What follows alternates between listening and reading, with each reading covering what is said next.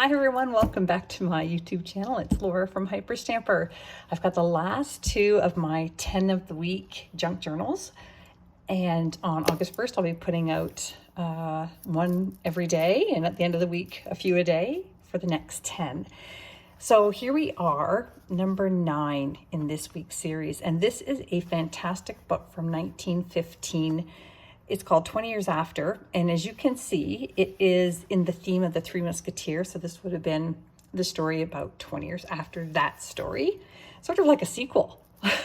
So I just added some lace here and some newer red bangles and beads there just to tie in the colors of this already spectacular cover. Isn't it wonderful? Not bad for over 120 years old, eh? Or almost. So here we go. Somebody's inscription here from 1916 when they probably acquired this book. And I've left in, of course, the original pages as I always do. And again, everything in here is authentic, antique, and vintage ephemera. And the only thing that isn't are the tea-dyed papers that I have added for extra journaling space, and I've hand-stamped them. Okay, so these are vintage playing cards from, I believe, the 70s. And they are tucked into this pocket that I made out of an antique book page with some vintage doilies, a 1945 dictionary page. And this is just a little antique page here. That was from a journal I sold last month, A Guide to the Opera. It was a very, very old book. And this is a page out of this 1930s Designed for Living Blue Book of Interior Design, all about upholstery fabric, and you'll see a better picture on the flip side of that. This came from an antique book as well, and in this pocket made out of a vintage encyclopedia page with a vintage stamp is this lovely postcard, and this one is from the early 1900s. I did as much research on this one as I could, and I couldn't find the exact date, but I can tell by the style and the fact that there's no cars in the picture that it dates itself quite nicely. And this is from a 1926 journal page, so I left it ripped because that's how it was when I tried to get it out of the ledger, and I liked how it looked, so I left it ripped. And that is all tucked into another antique page and a 1938 French almanac page, and this one is August 17th, and on the flip side it's August 18th. If you'd like me to flip those out, here it is here, the French almanac from Paris. I can put in a date that you would prefer. Just let me know in your notes when you purchase any of my journals. You can ask for anything specific, and if I have it, it's yours for free. Okay, so this is from the Howells book of prints here from the 1960s, and this is a lovely double-sided print here, very whimsical, and you can have fun with that one. This is from a public school geography book, but look at this wonderful colorful page here. That's actually from British Columbia, and then we've got the US just underneath there where Seattle would be. And I've just made this pretty little flip here out of antique papers, and that came from Tony's scrapbook from 1935. Another cluster here made out of antique paper and a vintage canasta score sheet in there. And look at this wonderful image from that same interior design book there. And that would be in the 1930s, super, super modern. Isn't that amazing? It's actually very Art Deco and fantastic. Ahead of its time, for sure. Another antique book page here, just for more journaling. I put that in a belly band. And this came from a vintage wildflower book from England, and I did tea dye it because it was too white. I've mentioned that in other videos. People have sent me messages laughing, saying I get it.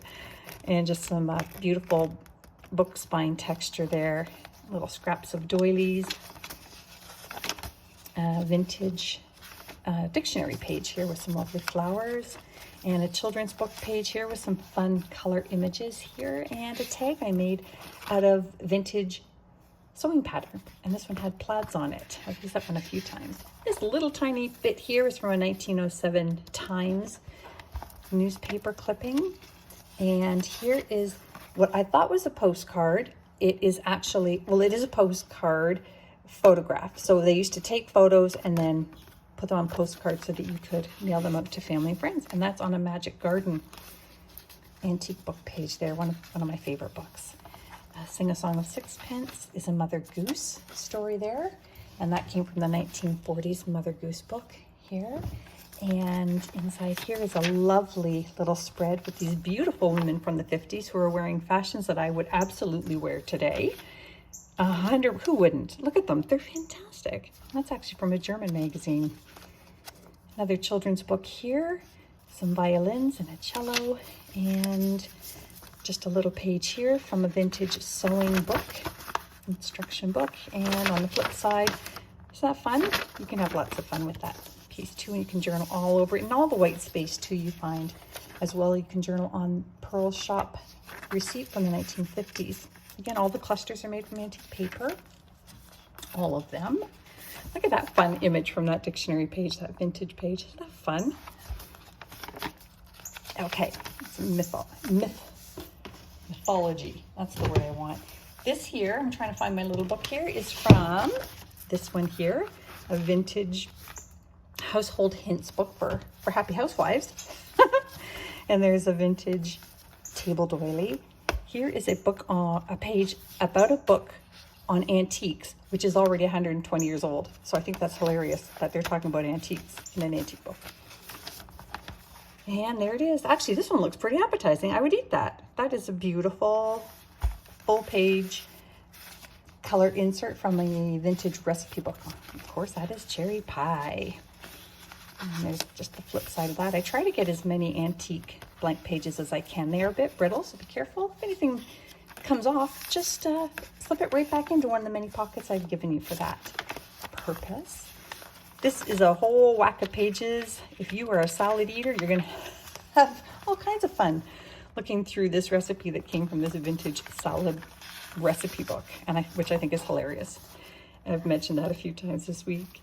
And I just pulled these wonderful words out of different books, patterns, old lace. And all of this is on a 1930s music sheet. And this is from the Emerald Isle, an Irish poetry book, but has the most wonderful images in here. And this one is called Scolding the Pigs. And that's a poem in there, an Irish poem, don't you know? There's a little clipping from that 1907 newspaper. And that is also another wonderful Magic Garden page. Look at the images on there. Really, really sweet.